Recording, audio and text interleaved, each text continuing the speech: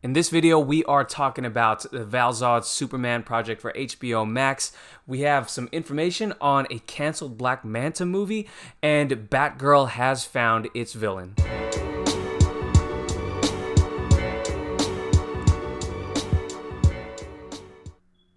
What is going on, guys? It's Rob from Heroes Avenue.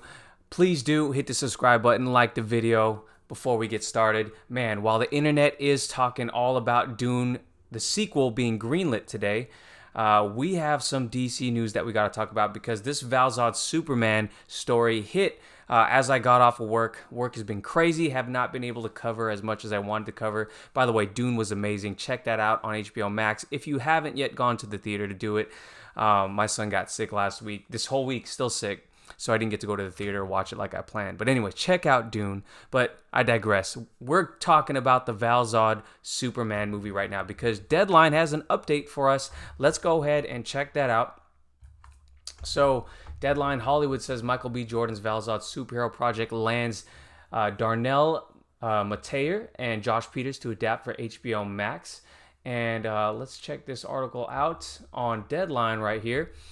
And it says that, here, I already read the headline for you, so let's get this pop-up out of the way. It says, I'm going to read a little bit, and then we'll just talk about it. It says, Darnell Mateer and Josh Peters are set to write Val Zod, the HBO Max adaptation that Michael B. Jordan's Outlier Society is producing for DC Entertainment and Warner Brothers Television.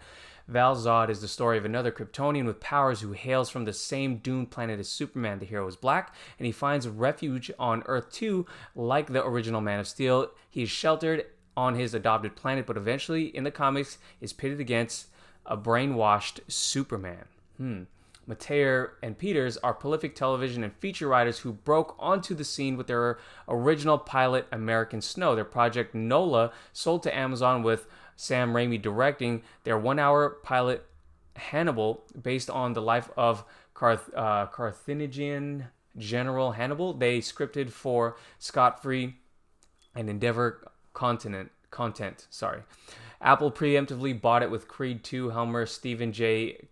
Capel Jr. attached to direct. They recently worked on Transformers Rise of the Beasts for Paramount Pictures, set for release June 24, 2022. They got an unexpected take on the iconic Earth 2 character's origin story. Does it say anything else? So it says, let me read this last little piece right here because it touches on a subject that I think a lot of us are thinking. It says, there has been clamor and speculation for Jordan to play the Man of Steel, but it is unclear whether he might star in this one. At this point, he will be executive producer along with Elizabeth Raposo for Outlier Society. Jordan will certainly fill out the spandex admirably. Stefan Augusto, SP Television for Outlier Society, will also oversee the project. Now, let's go ahead and talk about the main thing. I hope I'm in focus, guys. All right. Well, let's go ahead and talk about the main thing that I'm thinking of is, of course, when the announcement is going to happen in terms of Michael B. Jordan playing Superman. I think that, obviously Michael B. Jordan has talked about kind of stepping back from this one. But I do think he would be a great Val Zod. You know, obviously he has that superhero physique and he has that name brand that will bring people to the seats and actually to their couches because this is going to be an HBO Max release. But anyways, if Michael B. Jordan doesn't end up putting on the cape, I do think this is probably a good opportunity for him to bring on or create a star. Because I think for an iconic character like Superman, actually this is going to be the first alternate take. I think this comes out before the J.J. Abrams Superman. Correct me if I'm wrong in the comments. But I think if we're going to get another Superman, a black Superman, Val Zod, I think it's you could make a star out of a brand new up and coming actor, and I think that would be a great opportunity for anyone. But anyways, I do think it would be cool to see Michael B. Jordan in the DC universe in this capacity.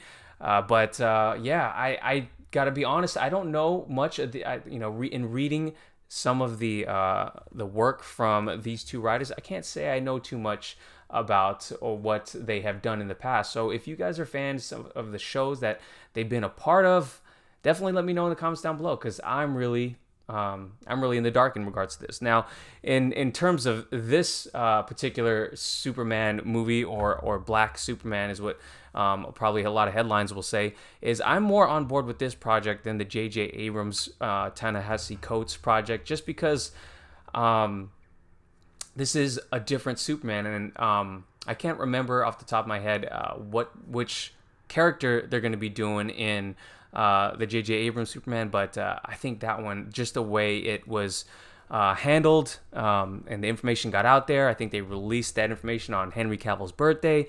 That's just not being received well from me and a lot of fans. So I'm definitely on board with this one, with it being an HBO Max release, because I definitely want to see Man of Steel in theaters again. I want to see Henry Cavill continue his story before I see any other actors really get the big screen treatment for Man of Steel. But for Michael B. Jordan, I'm down for this HBO project. I think it sounds cool. I think it'd be great content for HBO Max. I think it'd be a smart move. Let me know what you guys think in the comments down below. So boom. So we just hit that topic. Let's get on to Black Manta. So I don't know about you guys, but if you think back about maybe it's like a year ago by now, maybe a couple years, there was speculation that this Trench movie, spin-off movie from Aquaman, was going to be happening, and I was always kind of, not in agreement with that decision. I didn't think it was something very appealing to me, but we just found out that James Wan, in like an Instagram or Twitter post, had commented on someone's comment and said, "Here's a little secret. This Trench movie was a secret Black Manta movie." So let's get into something that summarizes it here. So I'm on comicbook.com now. It says Aquaman director James Wan confirms canceled Trench spinoff was secretly a Black Manta movie. Now, automatically, I think to myself, why the hell would you call it a Trench spinoff? It doesn't get fans excited. I don't think it got fans excited for the most part. It was a cool sequence and a cool little story, and the new 52 storyline with the Trench, and it was awesome, but I don't think it warranted a whole movie. So not a good way to get fans excited. Now he says it's a Black Manta movie. So let's go down here. It says director James Wan revealed that he had big plans for his Aquaman spinoff featuring the Trench, with DC Extended Universe film secretly serving as a starring vehicle for the villain Black Manta. Yahya Abdul-Mateen II's antagonist played a smaller role in 2018's Aquaman film and returned for the 2022 sequel, Aquaman and the Lost Kingdom, and the suit looks so glorious. You probably saw it in the thumbnail. While praising the work that went behind the scenes to bring Black Manta's comic book visual to the screen, the director confirmed his secret plans for the Trench. So here's the question he responded to. And he responded to this person. I think it was on Instagram. I'll let you know a secret. The canceled Trench spin-off movie was really going to be a Black Manta movie. So let's see. What else does he have to say? Okay. This is 2019. That's what he had to say in 2019. So basically, that's pretty much it. That's all the information we got. Now, question for you guys, really, would you have liked to see a Black Manta movie? I gotta say, while I love Black Manta, you guys know I've showed some of my my really quick cosplays for the character. I fell in love with the character after reading some of the New 52 arcs for Aquaman, and I think he works just so well on the big screen with James Wan's Aquaman, and I love the design. Love even more the new, more accurate suit design for Aquaman 2. But I think I prefer to see Yahya Abdul-Mateen Black Manta against Arthur Curry. I like the fact that he is a villain. I would rather not see. And maybe it could be done in a different way, but I imagine that if they did create a solo movie for him, he would still be looked at as kind of a hero or anti-hero. But I like to see him as a villain, and I want to see him go up against Aquaman. Or I'd like to see him in, a Zack Snyder Justice League sequel. They had plans for him in there. I just quick thoughts on this, man. I love the character. I don't know that Yahya got to shine as much as he could have, but the action with Black Manta was amazing in Aquaman. Some of the lines were corny and cheesy. It's probably what James Wan was going for there. But if you've seen Yahya Abdul-Mateen in Watchmen, what else did I recently just see him in? Anyways, he's a great actor. He was also in that hip-hop Netflix show, The Get Down. He was amazing in there. but I just saw him in something else. Can't remember. But anyways, what a great actor. So I really like that.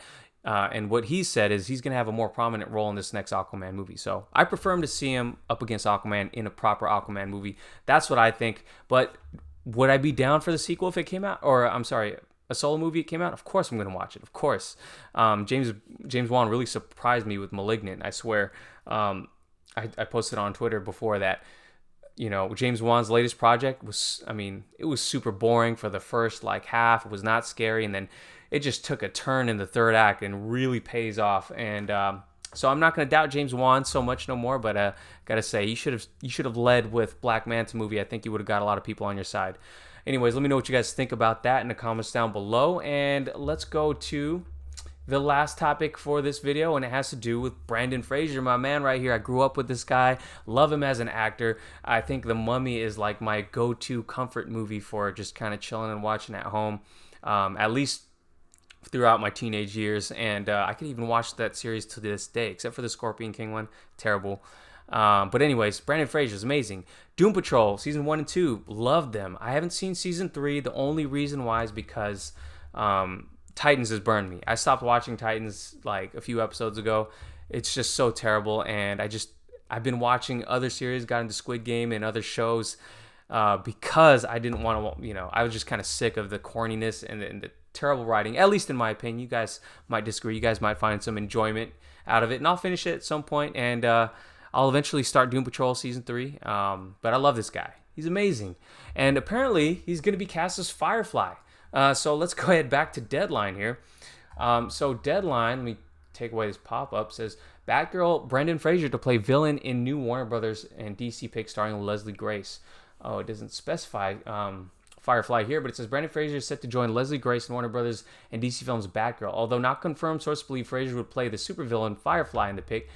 Jacob Scipio, sorry if I'm pronouncing it wrong, recently joins the cast with Grace on board to play Barbara Gordon, aka Batgirl. Bad Boys for Life directors Adil El Arbi and Bilal Fallah are helming. The film will now be on HBO Max, making it one of the first major DC properties to debut exclusively on a streamer.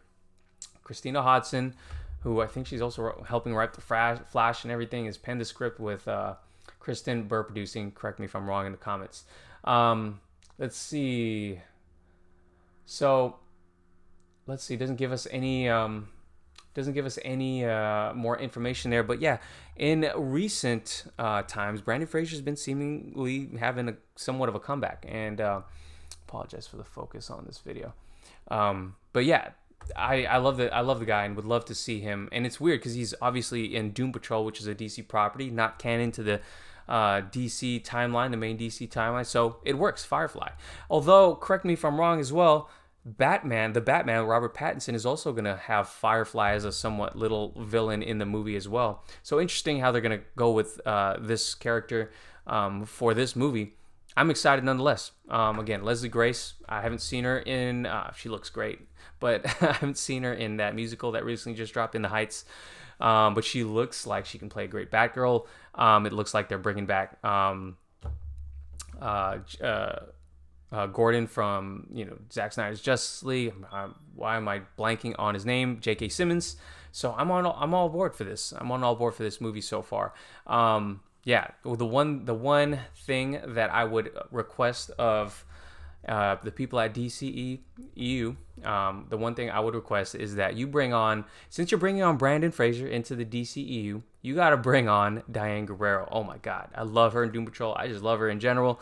Diane Guerrero, that's what I posted. Brendan Fraser, and I probably spelled his name wrong, can be cast Firefly. And this needs to happen. Jessica Cruz, I can see it. Shout out to Brooklyn Batman.